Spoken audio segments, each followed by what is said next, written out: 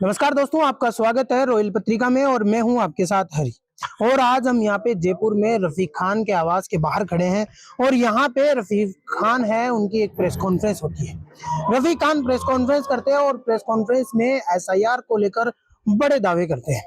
इसके अलावा वो बीजेपी पे बड़ा आरोप लगाते हैं और बीजेपी पे बड़ा आरोप लगाते हुए रफीक खान ये भी कहते हैं कि बीजेपी बड़ा फर्जीवाड़ा कर रही है। इसके अलावा उनकी प्रेस कॉन्फ्रेंस में बीएलए भी आते हैं, जिसमें कांग्रेस की बीएलए भी मौजूद रहते हैं, बीजेपी की बीएलए भी मौजूद रहते हैं। और ये जो बीएलए आते हैं, इन बीएलओ के द्वारा वो एक बड़ा खुलासा करने की कोशिश करते हैं। बड़ा खुलासा ये होता है कि बीएलए जो बीजेपी के बीएलए थे, उनका ये कहना था कि हमने कोई सिग्नेचर नहीं किया और हमारे बिना किसी जानकारी के है वो हमारे ही कॉन्स्टिट्यूंसी जो हमारा बूथ है उसके नाम काटने के लिए आवेदन किया गया, यानी फॉर्म नंबर 7 भरा गया। आपको मैं बता दूं कि फॉर्म नंबर 7 है वो इसलिए भरा जाता है ताकि आप सिफारिश कर सको कि ये व्यक्ति या ये जो इंसान है वो यहाँ पे नहीं रहता है और ये जो है इसकी वजह इसका नाम काट दिया जाए। तो ये फॉर्म नंबर 7 है। उसके एक बीएलए ने कहा कि हमारे 70 गए हुए, एक ने कहा कि 500 के आसपास है फॉर्म भरे गए और हमसे बिना पूछे और हमारी बिना किसी भी वो एडवाइस लिए ये फॉर्म भरे गए और वो नाम काटे गए हैं। अब आपको प्रेस कॉन्फ्रेंस भी दिखाते हैं कि क्या हुई पूरी बातचीत। जयपुर शहर में वोटों में नाम कटवाने के लिए भाजपा की उत्सुकता, पूरे राजस्थान में एसआईआर की गई और पूरा एक एक चीज की स्क्रूटनी कर ली और जितने नाम काट सकते थे उतने नाम काट दिए।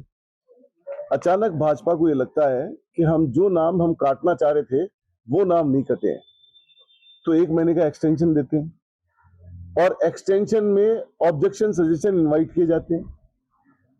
और जब लगता है कि ऑब्जेक्शन भी नहीं आ रहे हैं, जब आप 1 महीने जो कि 15 तारीख को कंप्लीट हो रहा था, 15 जनवरी को, तो जब 12 या 13 तारीख को वो देखते हैं तो सिर्फ आप उनकी जो रिपोर्ट में देखोगे तो हजारों की तादाद में 5,500-6 हजार नाम काटने की एप्लीकेशन सिर्फ बीजेपी की है। पॉलिटिकल पार्टियों का एनालिसिस आप चेक करोगे तो कांग्रेस की कोई 2-4-5 नाम हो तो हो, कांग्रेस की एप्लीकेशन नहीं है नाम काटने की। हम नाम काटने में बिलीव नहीं करते हैं, हम तो किसी का कोई अधिकार वंचित नहीं रह जाए उस पर बिलीव करते हैं।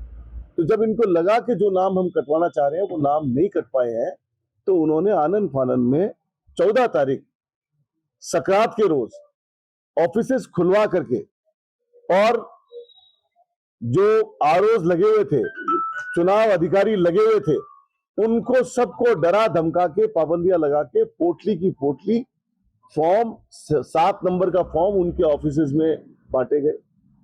और जैसे जयपुर के सभी, पूरे राजस्थान में बांटे गए, जयपुर की सभी विधानसभाओं में जो मुख्य रूप से शहर की विधानसभाएं उनको टारगेट किया गया। और जब हमने फॉर्म के बारे में जानना चाहा कि अचानक इतने फॉर्म कहां से आ गए, तो अधिकारियों ने इस बात को एक्सेप्ट किया कि ये बीजेपी के कार्यालय से आए हैं या बीजेपी प्रत्याशी के यहां से आए हैं। फॉर्म की जब स्टडी करी गई और जब हमने ऑब्जेक्शंस को देखा कि ऑब्जेक्शन आप जब पूरे महीने में ऑब्जेक्शन 100 भी नहीं आ रहे हैं तो एक दिन में हजारों की तादाद में कैसे फॉर्म आ गए। तो मैं खुद मौके पे गया, हमने 15 तारीख को आप सब लोग मौजूद थे, पीसीसी के अंदर पीसी हुई। पीसी के तुरंत बाद में जब मैं खुद फील्ड में गया तो ये फॉर्म यहाँ पड़े हुए हैं, ये देना उठा के, ये फॉर्म यहाँ पड़े हुए हैं। एक सुपरवाइजर के एक बीएलओ के पास 100 फॉर्म, 200 फॉर्म, और यहां तक की जाती है कि एक बीएलओ के पास में किसी बीएलओ के पास 600 फॉर्म, और 600 फॉर्म काटने के लिए जब हमने 2 सुपरवाइजर से बात करी तो उनके पास, एक के पास 1550 फॉर्म थे और एक के पास 1150 फॉर्म थे जिनकी फोटोकॉपी यहां है। जब हमने उन पे चेक किया कि किनके वोट काटे हैं तो आप ताज्जुब ये करेंगे, ये अकबर पठान है, हमारे पार्षद हैं, पार्षद अभी नगर निगम में पार्षद चुनाव जीते, इनका नाम भी काटने के लिए एप्लीकेशन दे दी। ये हमारे यहाँ सरपंच है महावत बिरादरी के, जयपुर में महावत बिरादरी का बहुत पुराना इतिहास है। 1700 ईस्वी के अंदर, स्टार्टिंग में 1727 में ये लोग, महाराजा, जयपुर के महाराजाओं ने इनको यहाँ जयपुर में लाके बसाया। ये उनकी पूरी बिरादरी के सरपंच हैं, इनका नाम काटने, जब एसआईआर में क्लियर हो गया, आपका वो क्लियरेंस कागज देना, ये एसआईआर में क्लियरेंस कागज है, अकबर पठान का जो पार्षद है, ऐसे क्लियरेंस हो गए और फिर उनका ये ऑब्जेक्शन दे दिया। और जब इस ऑब्जेक्शन देने वाले बीएलओ से बात की हमने, बीएलए जो पार्टी का बीएलए, उससे बात की, तो उसने कहा कि मेरी ये दस्तखत नहीं है। और यहाँ मैंने उन बीएलए को भी बुलाया है जो बीजेपी के बीएलए हैं, जिनके नाम से फर्जी तरीके से फॉर्म भर करके सबमिट कर दिए गए। वो फॉर्म हमने उनको यहाँ बुलाया, यही मौजूद है, अभी आपसे रूबरू कराएंगे, उनको आगे बुलाओ जो बीजेपी के बीएलए हैं। उनसे जब पूछा गया कि ये दस्तखत आपके हैं, तो वो कह रहे हैं, उनमें से कुछ आदमी कह रहे हैं कि साहब मैं तो बहुत मुश्किल से नाम लिख पाता हूं, मेरे ऐसे दस्तखत नहीं है। तो फर्जी दस्तखतों को करके और बीजेपी के ऑफिस में या प्रत्याशी के ऑफिस में फर्जी दस्तखतों से, ये आप बीजेपी के बीएलए हैं जी, कौन से बूथ के हैं? वार्ड 36 के। वार्ड 36 के। आपने कोई फॉर्म 7 साइन किया? नहीं, कोई नहीं किया। कोई साइन नहीं किया। ये जो साइन इनके हैं वो दिखाना। नईमुद्दीन के ये साइन, आप साइन ऐसे करते हो? नहीं, बिल्कुल नहीं करते। ये दिखाओ इनको। फार्म था आपके साइन के? मेरे फार्म थे 400 कुछ। चलो उधर 400 फॉर्म एक बीएलए के, भाजपा के बीएलए के नाम से साइन करके इन्होंने दे दिए। वहां जब हमने इंक्वायरी की, जांच की, तो पता लगा बीएलए खुद कह रहा है कि मेरे साइन नहीं है। तो ऐसी कौन सी साजिश थी और क्या जरूरत थी और कहां ये आपने कूटनीतिक दस्तावेज किए? फिर बात यही नहीं रुकती है। जो मेरे सामने इलेक्शन लड़े बीजेपी के प्रत्याशी रवि नैयर जी ने साइन करके 300-400 फॉर्म वहां सबमिट कर दिए। उनके साइन को जब मैंने वेरीफाई किया तो ये रवि नैयर जी के साइन है और ये सारे फॉर्म है। इसमें सिर्फ दलित और मुसलमानों को टारगेट किया गया है, उन्हीं के वोट काटने के लिए रिक्वेस्ट की गई है। तो ऐसी कौन सी साजिश है, कौन सा ऐसा काम है जो ये करना चाह रहे हैं और जो इनके नहीं हो पाया? मैंने इनकी किसी डिजायर के अंदर से ये साइन मंगवाए हैं और इनसे मिलाए हैं, जो कि सेम है। रवि नैयर जी के ओरिजिनल साइन से, बीएलए के तो फर्जी साइन से लगाए हैं, और रवि नैयर जी ने अपने खुद के साइन से वोट काटने की एप्लीकेशन लगा दी, फॉर्म 7 सबमिट कर दिया। इसके अंदर एक लाइन में पढ़ना चाहता हूं, जो फॉर्म 7 में एक लाइन है जो इसका पात्र है, उसमें जो दस्तखत करता है वो, जैसे यहां साइन किया आवेदनकर्ता ने, तो उसमें लिखा है कि आवेदनकर्ता के हस्ताक्षर या अंगूठा। उसमें एक घोषणा है, पहले जब नाम लिख के और नीचे साइन करते हैं उससे पहले एक घोषणा है। मैं घोषणा आप सबके सामने पढ़ना चाहता हूं कि मैं यह घोषणा करती हूं कि मेरे सर्वोत्तम जानकारी और विश्वास के अनुसार मुझे ज्ञात है कि ऐसा कथन करना या घोषणा करना जो असत्य है, जिसके मिथ्या होने का मुझे ज्ञान या विश्वास है या जिसके असत्य होने का मुझे विश्वास नहीं है, लोक प्रतिनिधित्व अधिनियम 1950 का 43 की धारा 31 के अधीन ऐसे कारावास से जिसकी अवधि 1 वर्ष तक हो सकेगी या जुर्माने से, दोनों से दंडनीय है। तो क्या इलेक्शन कमीशन इनके ऊपर दंड का वो करेंगे, कार्रवाई करेंगे, दंडनीय कार्रवाई करेंगे? आरओ कार्रवाई करेगा, कलेक्टर कार्रवाई करेगा, इलेक्शन कमीशन कार्रवाई करेगा? क्या आपने फर्जी रूप से और फर्जी तरीके से सिर्फ अपनी वोटों की साजिश रचने के आधार पे आपने यहाँ फॉर्म 7 भर के दे दिए?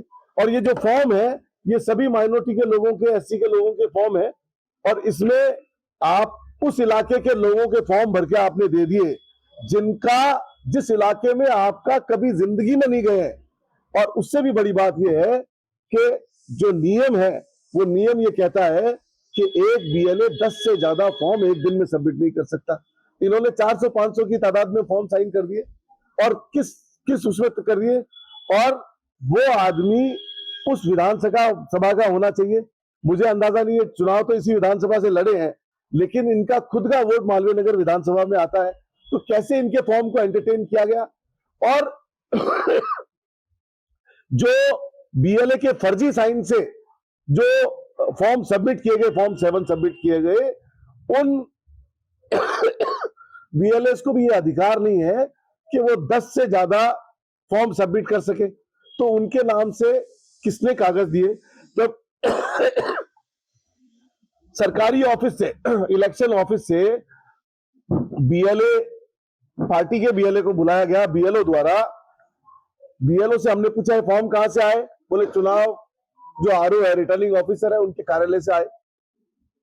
तो कैसे बिना सबूत के और बिना आदमी के पेश किए हुए कागज उन्होंने सुपरवाइजर को बांट दिए, सुपरवाइजर ने बीएलओ को बांट दिए। क्या आधार इन्होंने लिया? और जब बीएलओ ने उनको दर्ज करने से मना कर दिया, जैसे बहुत सारे वीडियो वायरल हो रहे हैं, उन्होंने मना कर दिया कि हम वेरीफाई कर चुके, हम इनको फॉर्म को नहीं चढ़ाएंगे, तो उन्होंने जिसके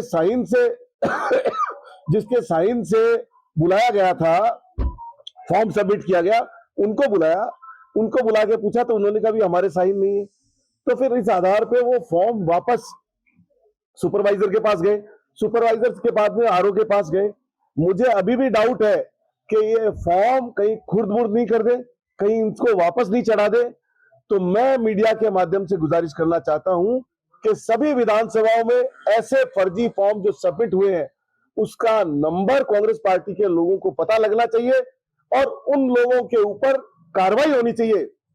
या तो वो उस अधिकारी पे कार्रवाई हो जिसने फॉर्म रिसीव किए, या अधिकारी ये जस्टिफाई करे कि ये फॉर्म इस आदमी ने हमको दिए, इस पॉलिटिकल पार्टी से हमारे पास में आए, ये अधिकारी क्लियरिफिकेशन देवे। और अगर उनको ऐसा क्लियरिफिकेशन नहीं है तो किस आधार पे उन्होंने वो फॉर्म सुपरवाइजर को बांट दिए? क्या बेस बनाया कि ये सुपरवाइजर को देने लायक फॉर्म है? तो मैं ऐसा आरोप लगा रहा हूं पूरी बीजेपी की पार्टी के ऊपर कि जब से इनके पदाधिकारी आके गए हैं तब से इनके अंदर खलबली मची हुई है।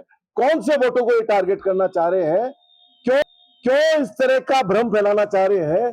और क्यों पर्टिकुलर लोगों को टारगेट करके उनका वोट काटना चाह रहे हैं?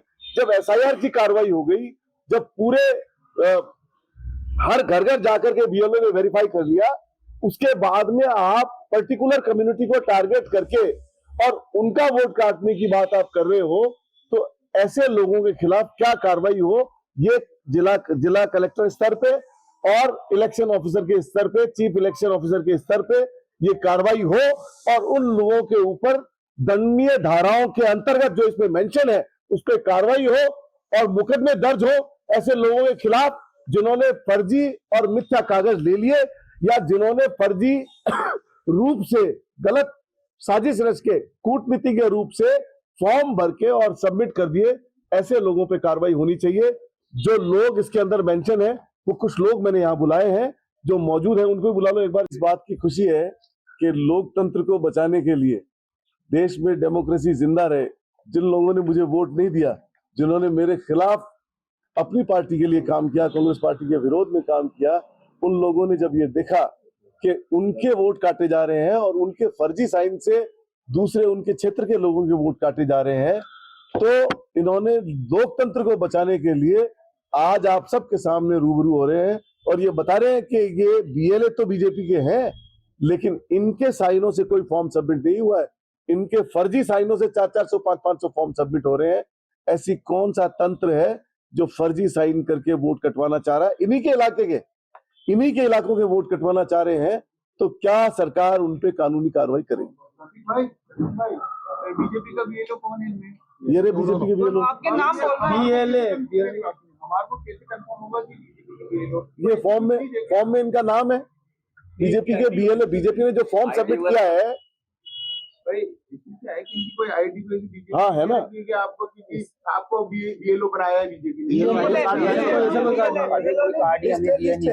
जो कलेक्टर से जारी हुई है ना, दोनों बीएलए की, कांग्रेस को और बीजेपी को, सुनो उसी में नाम है हमारे सबके। मैं लिस्ट प्रोवाइड करा दूंगा आपको। इनकी एपिक आईडी से हुआ है। इनका आपका साइन किया फॉर्म का है?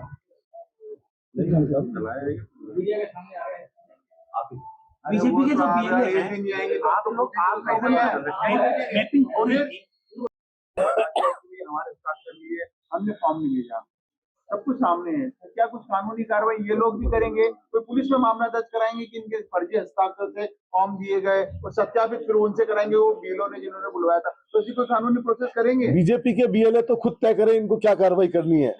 मेरा कोई इनका प्रेशर नहीं है। जब आपके साथ बैठ गए तो ये भी तो तय करके बैठे होंगे ना कि बाकी करेंगे नहीं करेंगे। ये क्या कार्रवाई करेंगे तो इन पे डिपेंड है।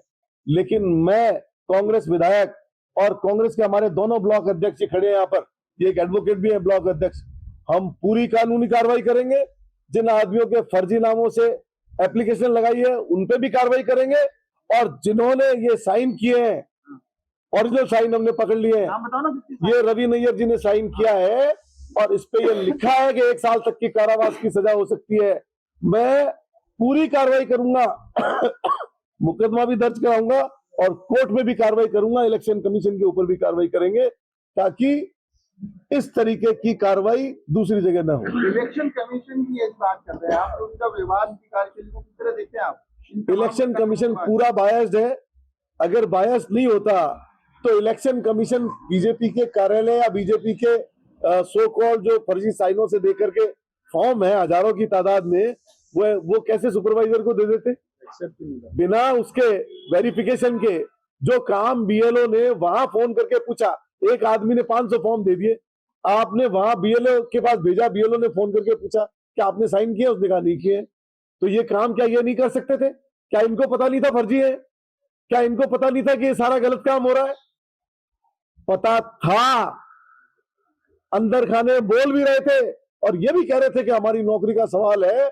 उनपे ऐसा खौफ बना दिया, डर और भय का माहौल बना दिया कि अधिकारी प्रेशर में थे।